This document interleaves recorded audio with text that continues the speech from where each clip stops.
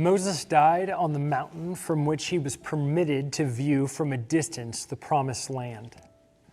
When the Bible speaks of God's promises, it is a matter of life and death. The language that reports this ancient history is clear. Anyone who has seen God must die. The sinner dies before the promise of God. Let's understand that what is meant for us so close to Christmas, the great promise of God, a promise that is infinitely more important than the promise of the promised land, is supposed to be fulfilled at Christmas.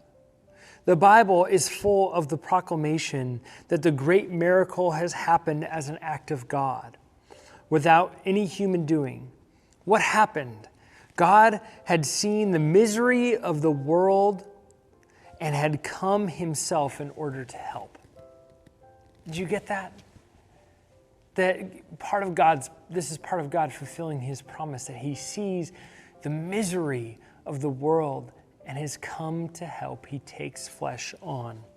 Now he was there, not as a mighty one, but in the obscurity of humanity. Where there is sinfulness, weakness, wretchedness, and misery in the world, that is where God goes.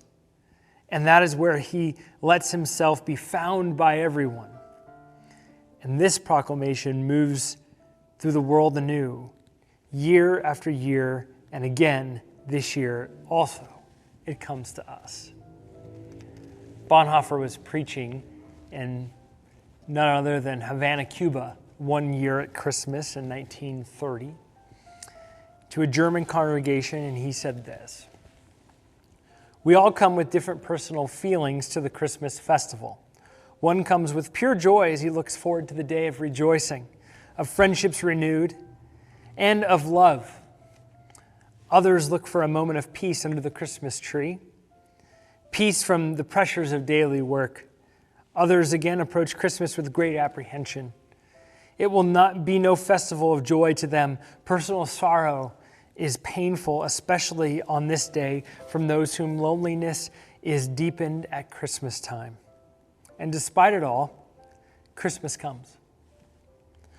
Whether we wish it or not, whether we are sure or not, we must hear the words once again. Christ the Savior is here. The world that Christ comes to save is our fallen and lost world, none other." I love those words. The world that Christ came to save is our fallen and lost world, none other.